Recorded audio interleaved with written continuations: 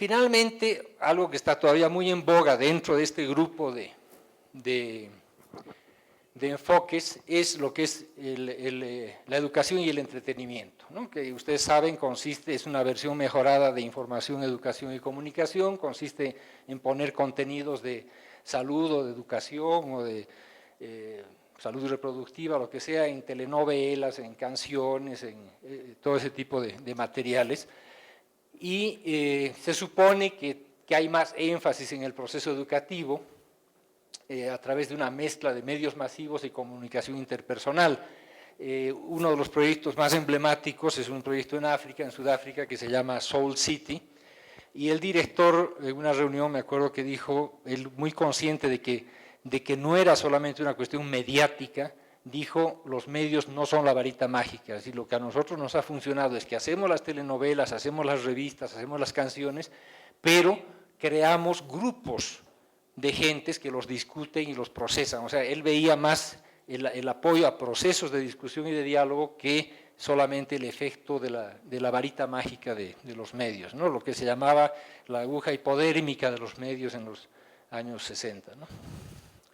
Y el trabajo que hacen está asociado a los servicios de salud también, lo cual es importante, que promoción de organizaciones de mujeres y jóvenes, solo que la crítica que yo le hago es cómo medimos cuánto hay de educación y cuánto hay de entretenimiento realmente. Muchas veces en las telenovelas o en las películas uno ve temas de salud, pero pasan casi desapercibidos.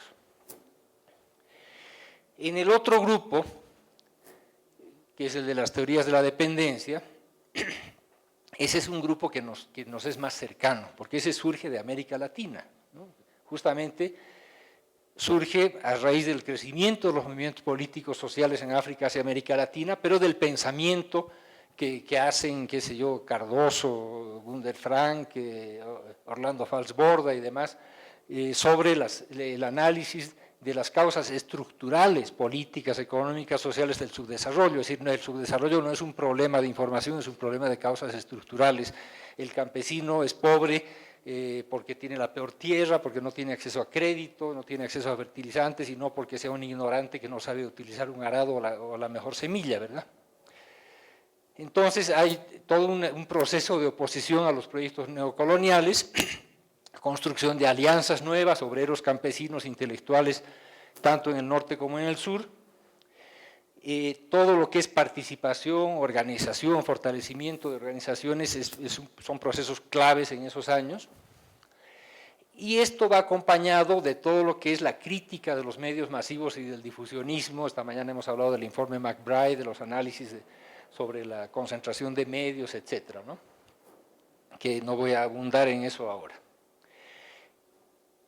La comunicación para el desarrollo surge entonces en esos años y uno de los impulsores principales es la FAO. La FAO tiene un rol fundamental porque, como les decía antes, lo que era la agricultura, la seguridad alimentaria, era lo más importante en esos años. Todo el trabajo de extensión agrícola, la comunicación como promotora de participación de los campesinos, muchos de los comunicadores que surgen en esos años, y para citar a latinoamericanos, por ejemplo, Juan Díaz Bordenave, es gente que trabajaba en agricultura y que de pronto se vio en la necesidad de comunicarse mejor con las comunidades campesinas. Entonces, en la comunicación para el desarrollo, como se planteó originalmente, después vamos a ver cómo se plantea ahora, hay un análisis más específico de los problemas locales, mayor atención a la cultura y a la identidad, hay relación con las organizaciones comunitarias, sindicatos, cooperativas, hay un trabajo mucho más horizontal, ya no es ese trabajo vertical del difusionismo.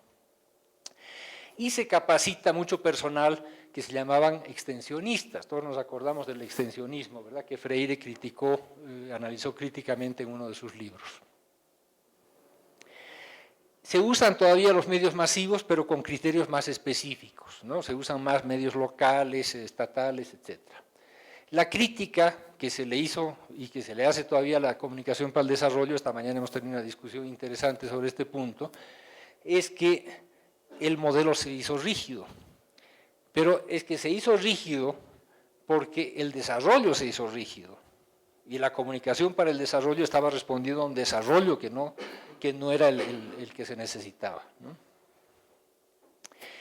Es Paralelamente, en esos años, surgen una serie de opciones, digamos, de comunicación en los movimientos sociales, ¿no? Que se llama la comunicación alternativa, dialógica, horizontal. Todos los grupos que luchan contra la época de las dictaduras militares en América Latina, en los años 70, se organizan y usan medios propios, mini medios, ¿no? Se usa el cine, se usa la comunicación interpersonal, horizontal, tecnologías de bajo costo, ¿verdad? Hacíamos cine en Super 8, usábamos los cassettes, la radio, en fin. Entonces, un florecimiento de experiencias de base que es muy interesante. En Bolivia, pionera con las radios mineras, por ejemplo, desde el año 48-49. Y paralelamente hay una desmitificación de las herramientas y la tecnología de la información.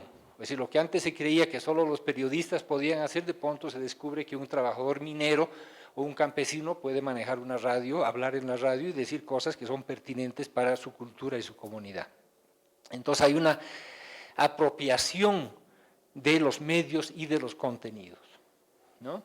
Y esto es paralelo, obviamente, al desarrollo de un sentido crítico hacia los medios, desmitificación de los medios, ¿no? Los medios no es que siempre digan la verdad, nosotros tenemos nuestra verdad y queremos decirla.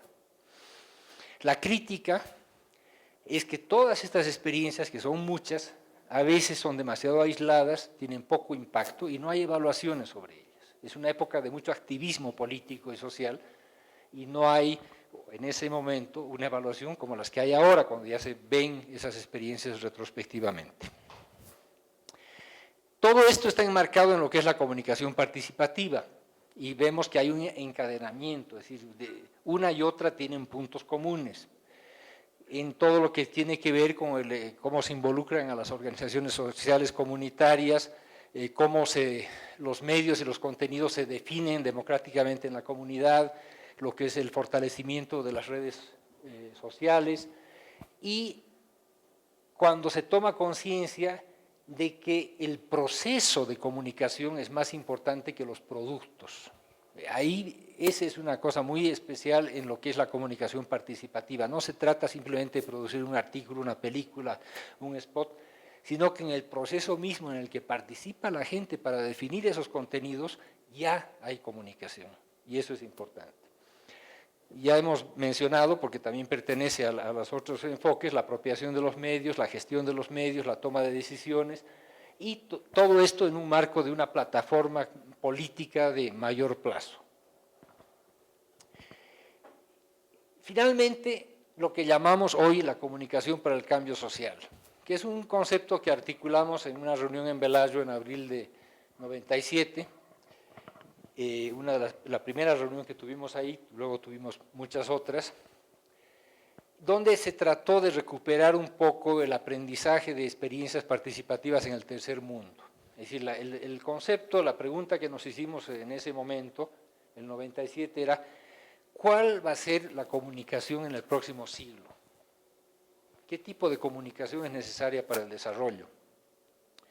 Y analizando esas experiencias, llegamos a la conclusión de que era un proceso de diálogo, debate basado en la tolerancia, el respeto, la equidad, la justicia social y la participación activa de todos los actores, que era nuestra manera un poco de definir la comunicación para el cambio social, un poco diferente a cómo eran las definiciones de la comunicación para el desarrollo inicialmente.